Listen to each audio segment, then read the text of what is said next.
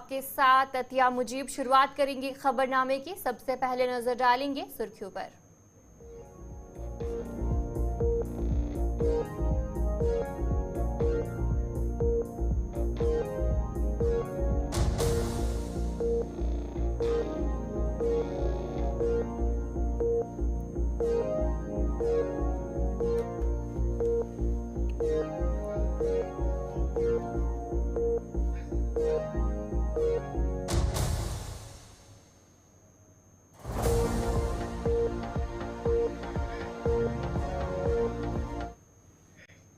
तो चलिए खबरें तफसील के साथ, जहां पर जम्मू कश्मीर में 10 साल बाद जो है असेंबली इंतखाबात होने जा रहे हैं और इस इंतखाबात की तैयारियां जोरों शोरों पर है। और जहां पर 18 से लेकर 25 सितंबर और 1 अक्टूबर को 3 मरहलों में जो इंतखाब है वो मुनक्किद होंगे और इंतखाबात में 90 नशिस्तें शामिल हैं। रियासत की बहाली की उम्मीदों के साथ खित्ते में सियासी सरगर्मियां अरूज पर है। आखिरी मरतबा असेंबली इंतखाबात 2024 में हुए थे। 5 अगस्त 2019 को जम्मू कश्मीर को खसूसी हैसियत देने से मुतालिक आर्टिकल 370 को मनसूख कर दिया गया। जम्मू कश्मीर को 2 मरकज के जेर इंतजाम इलाकों जम्मू कश्मीर और लद्दाख में तकसीम कर दिया गया था।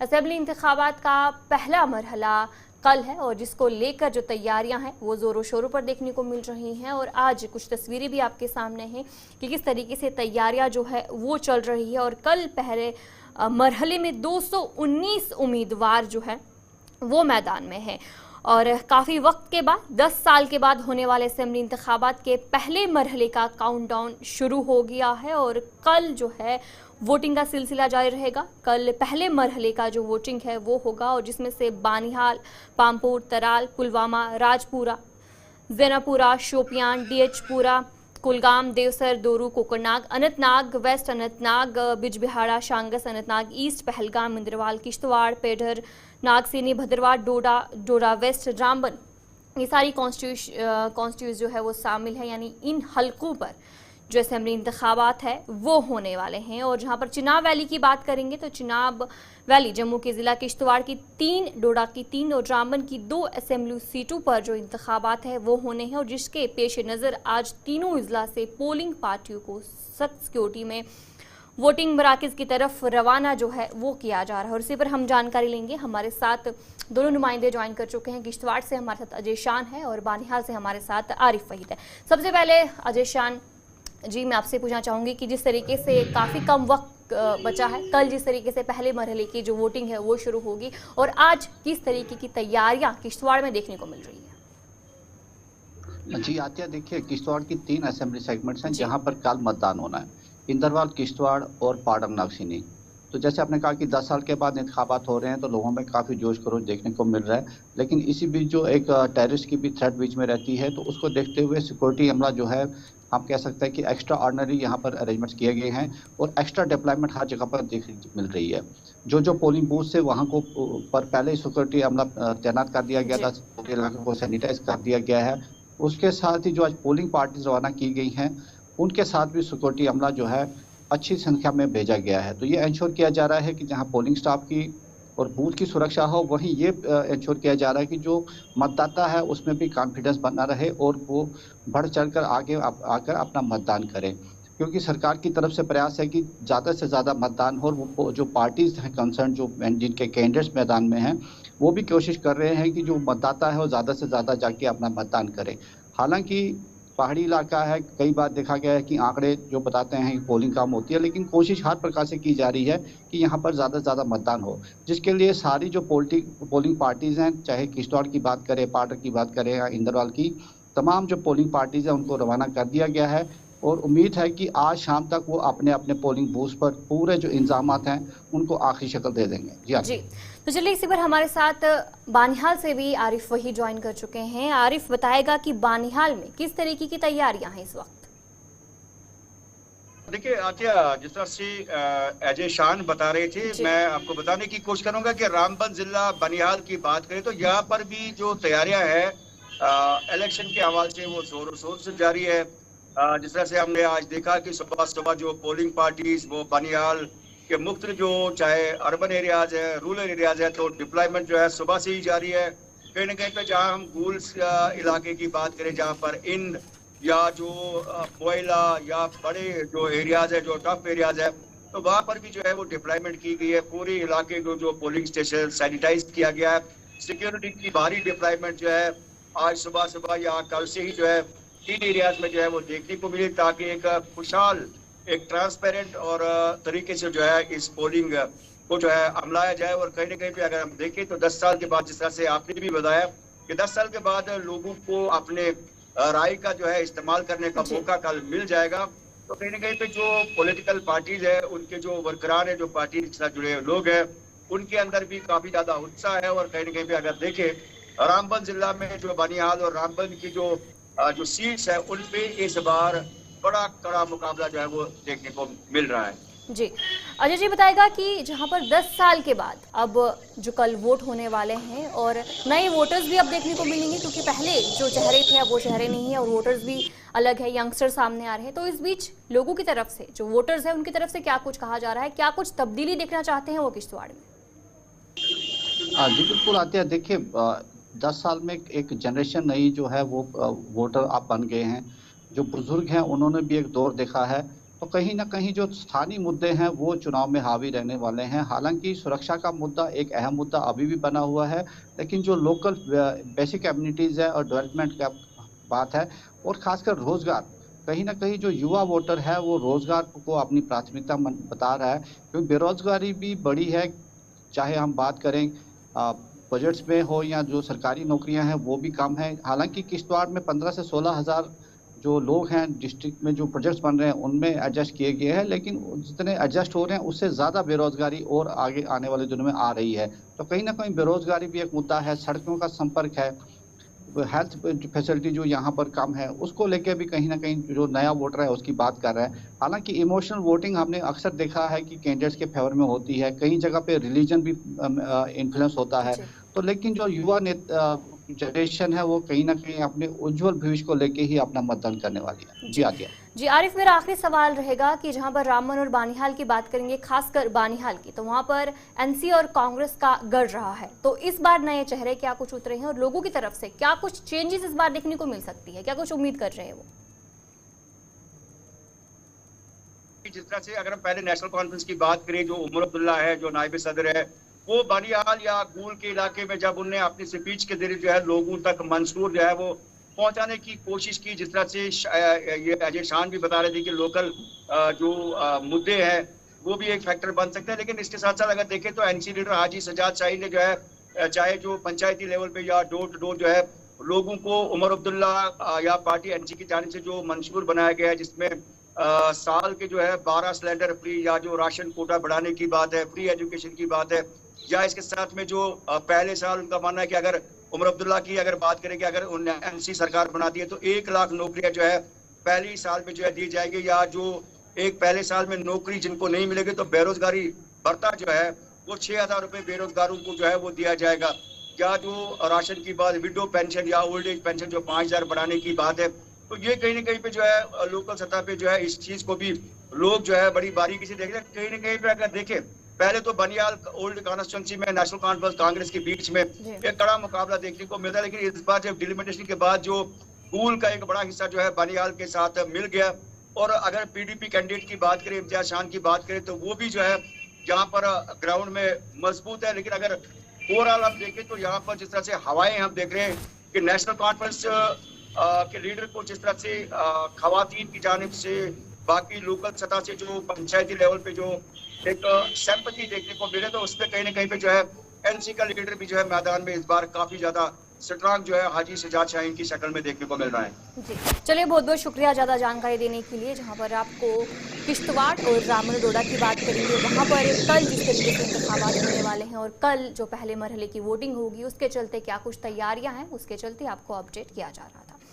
डोडा की 3 असेंबली सीटों पर होने वाले इंतखाबात के पेश नज़र आज पोलिंग पार्टियों को सख्त सिक्योरिटी में जो है वोटिंग मराकज़ की तरफ रवाना किया जा रहा है। इंतखाबात के सिलसिले में सिक्योरिटी के इंतजामात मुकम्मल कर दिए गए हैं और इसी पर ज़्यादा जानकारी दे रहे हैं डोडा से हमारे नुमाइंदे वसीम गुप्ता।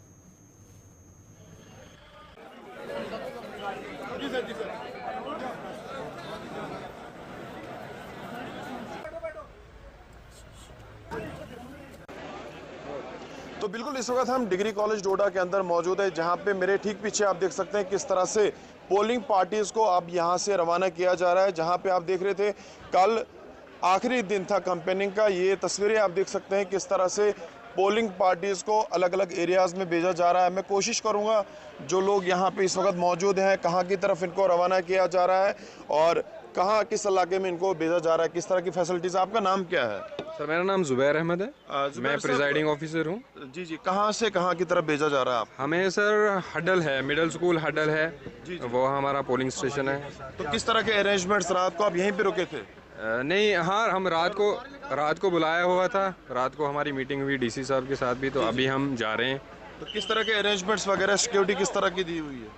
अरेंजमेंट तो काफ़ी अच्छे है सर। हमारा जो पोलिंग स्टेशन है वो क्रिटिकल पोलिंग स्टेशन है, थोड़ा सा हमारे साथ जो डिफेंस पार्टी है वो थोड़ी ज़्यादा है, तो दो गाड़ियाँ हमारी जा रही हैं। थोड़ा सा डिले हो गया बट चलो एनी हाउ, चलो थैंक यू सर।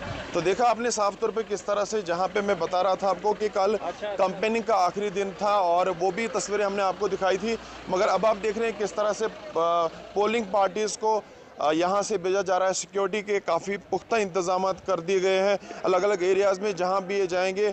जो 52 कॉन्स्टिट्यूंसी है, 171 पार्टीज़ लगभग यहाँ से भेजी जाएंगी और सिक्योरिटी के बिल्कुल साथ यहाँ से उनको भेजा जाएगा। जहाँ पे एसएसपी डोडा उनका पूरा अमला यहाँ पे मौजूद है और सिक्योरिटी के शहर के अंदर भी काफ़ी अच्छे इंतजाम किए गए जहाँ पे कल पोलिंग होगी और उसके लिए तस्वीरें आप देख सकते हैं, उसके लिए अरेंजमेंट्स आप देख सकते हैं किस तरह के यहाँ पे डिग्री कॉलेज डोडा के अंदर किए गए हैं। तो अलग अलग एरियाज़ में जहाँ पे बॉयज़ सेकेंडरी में 3 कॉन्स्टिट्यूंसी है वहाँ के लिए भी अलग अलग पार्टीज़ को रवाना किया जाएगा। भद्रवाह के अंदर भी इसी तरह से अलग अलग पार्टीज़ को रवाना किया जाएगा। डिप्टी कमिश्नर डोडा भी यहाँ पे मौजूद थे, वो भी पूरी इस तस्वीर को, इस जो सिचुएशन अभी यहाँ की है उसको खुद मॉनिटर कर रहे थे। और ये तस्वीर, एक काफ़िला आप देख सकते हैं कितना बड़ा जो है यहाँ से डिग्री कॉलेज डोडा से अभी कुछ देर पहले से रवाना कर रहे हैं।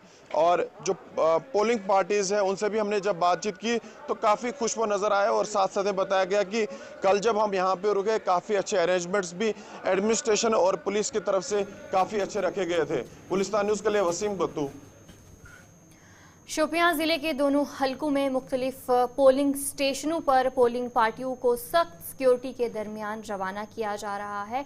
पोलिंग अमले को डिप्टी कमिश्नर शोपियां शाहिद सलीम और एसएसपी शोपियां अनायत अली चौधरी ने रवाना किया है। जिला भर में मजमूई तौर पर 252 पोलिंग स्टेशन कायम किए गए हैं।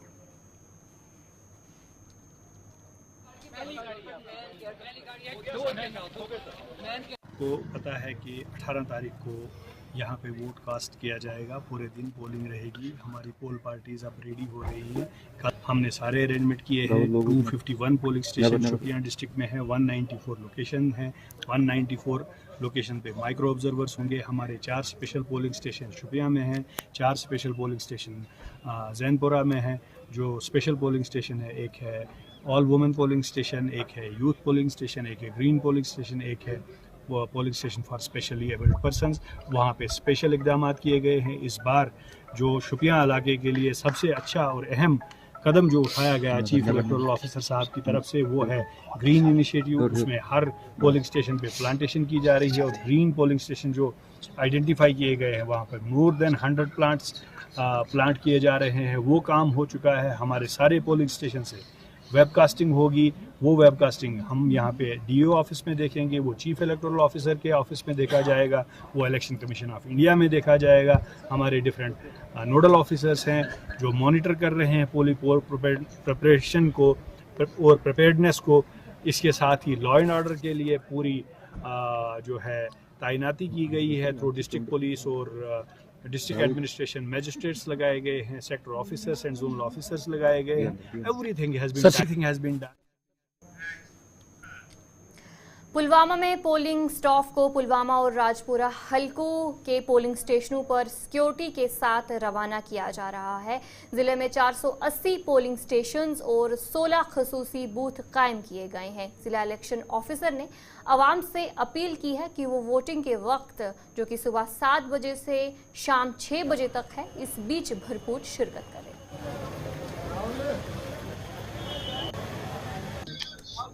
फर्स्ट फेज क्या है?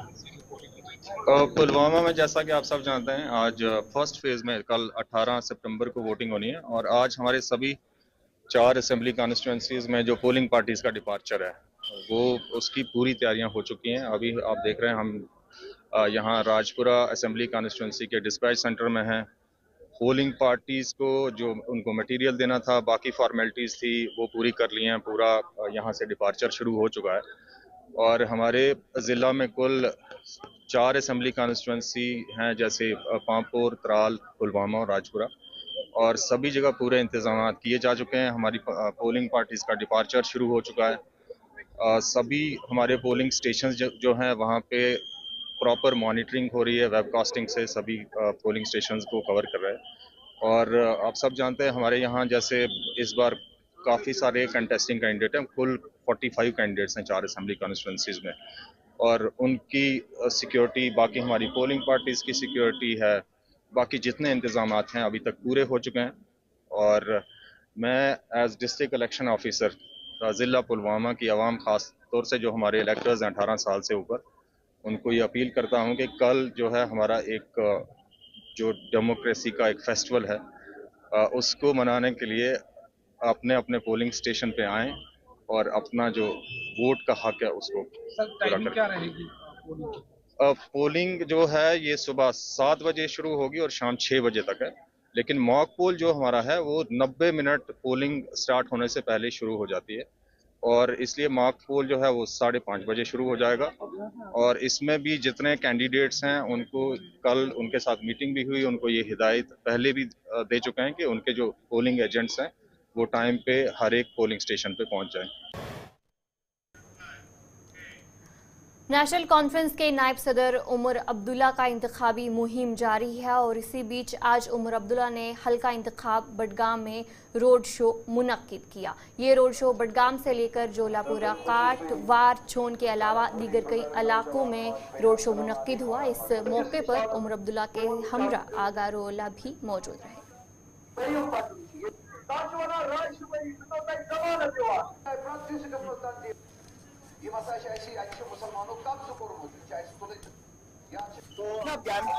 बडगाम में मैं कई दिनों से कैंपेन करता आया हूँ।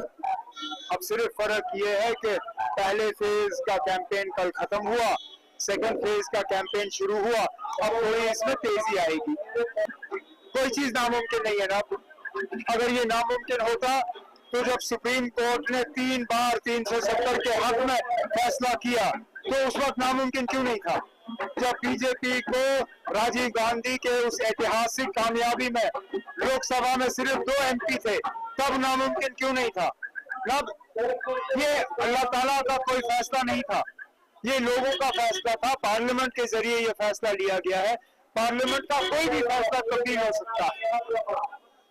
सुप्रीम कोर्ट का फैसला अगर 5 जजों ने आज 370 हटाने के हक में पाया है, क्या ये मुमकिन नहीं है कि कल 7 जज का बेंच बैठेगा और वो 370 के हक में दोबारा अपनी राय जो है वो बात पे देंगे? कोई बात नामुमकिन नहीं है ना। हम यहाँ इलेक्शन लड़ रहे हैं, मुझे केजरीवाल से क्या लेना देना ना। मुझे पहले अमित शाह साहब ये बताए ना, जो जम्मू में आतंकवाद को बढ़ावा मिला है वो किसकी बदौलत? हमारी हुकूमत, कांग्रेस और नेशनल कॉन्फ्रेंस की, हमें इक़्तिदार से बाहर गए हुए 10 साल हो गए। यहाँ पे 6 साल हो गए डायरेक्ट मरकजी हुकूमत का यहाँ पे जो है कंट्रोल रहा। अगर आज जम्मू में आप दोबारा आतंकवादी हमले देख रहे हो, अगर रियासी में यात्रियों को हमला किया जा रहा है, अगर फौज पे हमला हो रहा है, अगर एनकाउंटर्स में हमारे अफसर और बहादुर सैनिक जो है वो मारे जा रहे हैं, ये किसकी बदौलत? आखिरकार चलिए ना, अब आप हमें उन चीजों के लिए कसूरवार ठहरा सकते हैं जहाँ कसूर हमारा हो, लेकिन आज अगर जम्मू में आतंकवाद फैल रहा है उसका कसूरवार उसके लिए आप। पीडीपी के उम्मीदवार बारामूला रफ़ीक राथर की इंतखाबी मुहिम जारी है। उन्होंने बताया कि उनकी मुहिम के दौरान आवाम की जानिब से मुस्बत रद्द-ए-अमल मिल रहा है। रफ़ीक राथर ने इस एतमाद का इजहार किया कि मुस्बत रद्द-ए-अमल उनकी कामयाबी की राह हमवार करेगा। उनका कहना है कि लोगों की हिमायत से वो इंतखाबात में कामयाबी हासिल करने की उम्मीद रखते हैं।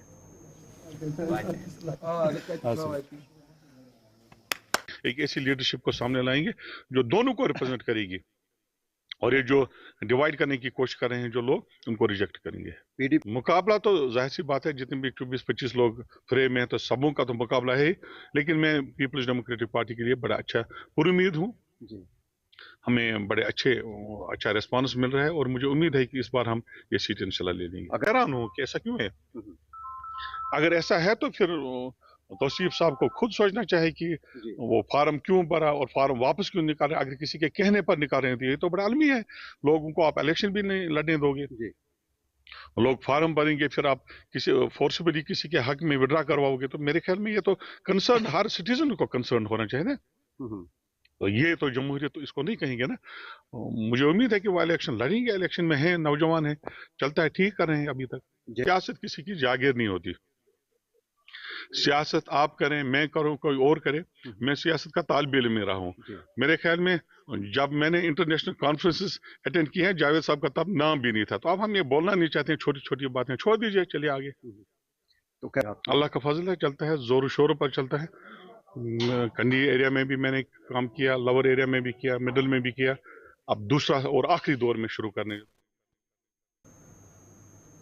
जम्मू कश्मीर अपनी पार्टी के सदर और चानापुरा हलके से पार्टी उम्मीदवार अल्ताफ बुखारी ने इंतखाबी मुहिम को जारी रखते हुए आज नटीपुरा में घर घर जाकर लोगों से मुलाकात की और लोगों से अपील की है कि वह असेंबली इंतखाबात के दौरान उनके हक में वोट डालकर उन्हें कामयाब बनाएं। फिरदौस नजार से बात करते हुए अल्ताफ बुखारी ने कहा कि अगर वो कामयाब होते हैं तो जेलों में बंद कश्मीरी नौजवानों को आम मुआफ़ी का ऐलान कर दिया जाएगा।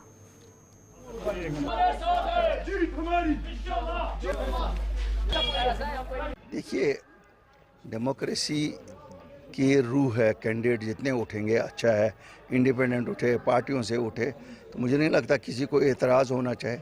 देखिए, मुझे लगता है इंशाल्लाह इलेक्शन का रिज़ल्ट हो जाएगा। हमने तो कहा है हम आम माफ़ी का ऐलान करेंगे अगर हम सरकार में आए। आप देखेंगे जेल इनके खाली हो जाएंगे, फिर इनको 50 साल लगेंगे दोबारा लड़कों को पकड़ने में। किसी लड़के को हम पकड़ने नहीं देंगे इनको। तो क्या मैसेज रहेगी आप लोग? बस बच्चों को अमन का रास्ता पकड़ो, अमन का रास्ता ही बेहतरीन रास्ता है, और सरकार को कि हमारे बच्चों को तंग नहीं करो, इनके इज्जत और वक़ार के साथ नहीं खेलो। पहले मरहले के लिए जहां कल 24 असेंबली हलकों में इंतखाबात होने जा रहे हैं, वहीं दूसरे मरहले के लिए इंतखाबी मुहिम जारी है। सेंट्रल शाल्टिंग से आज़ाद उम्मीदवार मुदस्सर बजाज ने अपनी इंतखाबी मुहिम के दौरान बेमिना का दौरा करते हुए घर घर जाकर लोगों से मुलाकात की और उन्हें उनके हक में वोट डालने की अपील की।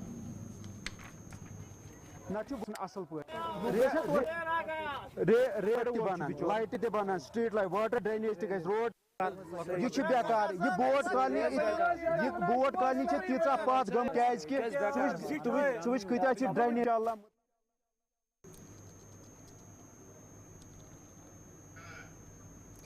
एएनसी के senior vice president Muzaffar Shah ने इंतखाबी मुहिम के दौरान अली कदल हबा कदल हलके का दौरा किया।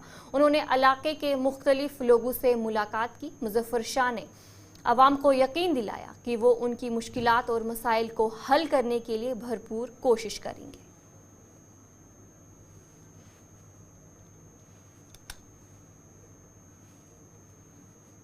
चौक पे जो वहाँ के दुकानदार हैं, वहाँ के आपके ये बसकिंदर हैं, उन्होंने बहुत बड़ी समस्या हमारे सामने रखी कि इसको मीडिया के थ्रू आप लाइए सामने। ये वहाँ पे खानियार पुलिस स्टेशन का हेडक्वार्टर है, एसपी नॉर्थ भी वहाँ बैठते हैं, सीआरपीएफ बैठता है वहाँ पे। इसको ये जो बैरिकेड्स होती हैं वहाँ पे चेकिंग होती है, क्योंकि वो इलाका है जहाँ से शहर को एंट्री होती है, और वो एक ही ट्यूब है हमारा। एक तो वो खस्ता हाल में, उसको मैग्नेमाइजेशन नहीं हो रही है। अगर स्मार्ट सिटी का मैटर है, उसको बाज़ाब्ता तौर पर बैरिकेड करना चाहिए, और उसके साथ साथ में इमीडिएटली वहाँ पे क्यों आप लोग इतना गर्दा देने जा रहे हैं कि लोग वहाँ सांस भी नहीं ले रहे हैं, बच्चों को वहाँ अस्थमा हो रहा है, लंग प्रॉब्लम्स हो रही हैं। सो ये, और दूसरा वहाँ पे जो कंसंट्रेशन है, ये जो वहाँ पे सिक्योरिटी फोर्सेस खड़े हैं, उनको वो कंसंट्रेशन को ईज आउट करना पड़ेगा। बंकर 3-4 वहाँ पे लगे हुए हैं। Prime minister, home minister, smart meter. तो चलिए इस खबरनामे में इतना ही। अभी के लिए मुझे दीजिए इजाजत और आप बने रहिए गुलिस्तान न्यूज़ के साथ।